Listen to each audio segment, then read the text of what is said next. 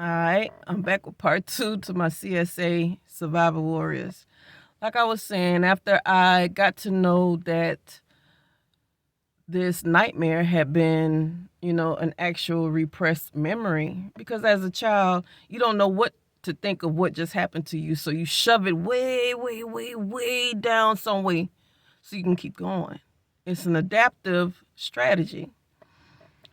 But throughout my life, I've come to realize that there are symptoms that pop up because of CSA. Thinking that you're free sexually.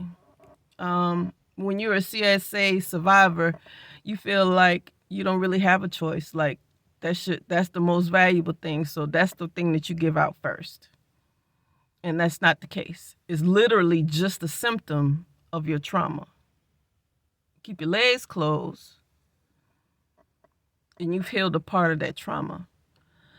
And so another thing is paranoid ideation. Paranoid ideation is the reason why it's so hard for us to trust anybody. The people that harm us normally are the ones that we're supposed to trust. They're a family member, they're a friend of the family, they're someone that we met and we were getting to know and then they took advantage of the situation. Any of those scenarios, so it chips away and diminishes trust. And that's what paranoid ideation is. It's the inability to trust wholeheartedly someone else. And it's a symptom of CSA. Also,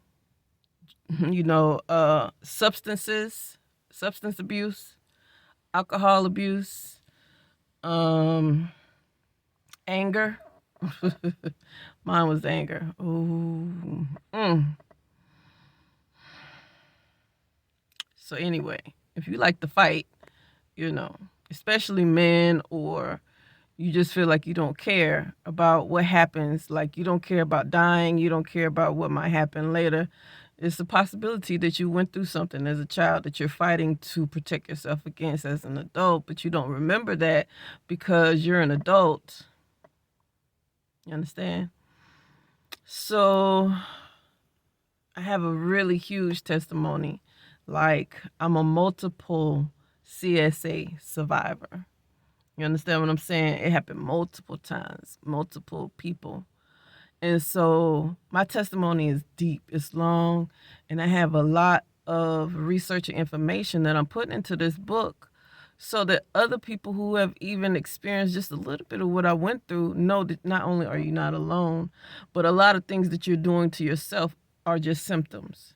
The substance abuse, the alcohol, the free sexuality. As soon as you see somebody, that's a male, you kind of want to be in love, or you don't deal with men at all.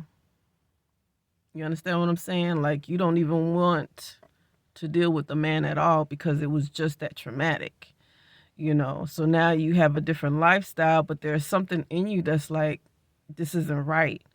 You know what I'm saying? You could possibly be a CSA survivor. Now, if you in the rainbow, I don't even want to get into all the letters. I'm over it. But if you're in the family, that's what I call it.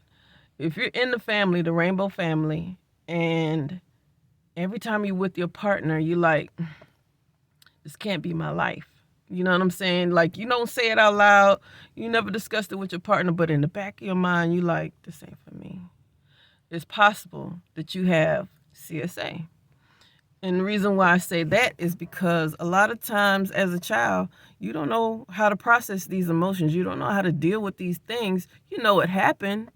You know who did it. You know what happened. But you don't know how to process it from the childhood version of you into the adulthood version of you. And all I can tell you is say it. Speak it. Own it. Because eventually you'll be done talked about it, said so much about it, that one day you just be like, you know what, I don't even feel like talking. If they're not giving me a part of their testimony, it's no need for me to bring this up no more. And that's where I am.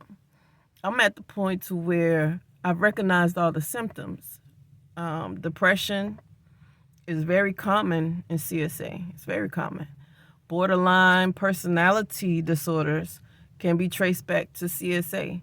It's hard for a person who's dealt with CSA to go from the child who experienced it and translate that pain into adulthood, speak it, say it, let it hurt. I'm talking about let it hurt.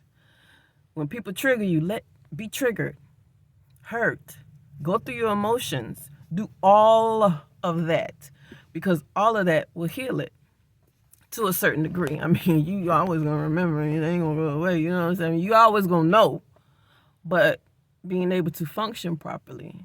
And when I say properly, I just mean that you're not harming yourself to get through the day. Your day can actually be bright. You can actually laugh. You can actually share in group activities, even though none of them are your friend. You understand what I'm saying? It's just a lot to cover. I'm really not doing it justice in these 2 videos. I'm really not. But that's why I'm writing my book, because I've been through so much and I did so much to myself. But the only way I got out of it was, once I got out of those 4 walls, it was my agenda. Let me tell y'all how I felt as a child. Y'all not standing by me. Y'all not supporting me. Y'all not putting this person in jail. Y'all not believing what I had to say. You trying to act like I should just let it go or get over it, or everybody got problems. That's not the same as CSA, by no means. If it's the same as CSA, let somebody surprise you, take you from where you at, hold you down, and, have some matrimonial actions with you against your will, and then get back to me. Because there's no way for someone to tell a person who went through this trauma to just get over it, get past it. Oh, you're an adult now, you should be over it. There's no way. It's a lifetime thing. Lifetime. Anybody that tells you some gibberish like that, you shouldn't even pay them no attention, because they have no clue what you've been through. They have no clue how to help you. None. So that's why it's best to go to therapists who have experienced it either themselves or through their family members and can tell you how to get through.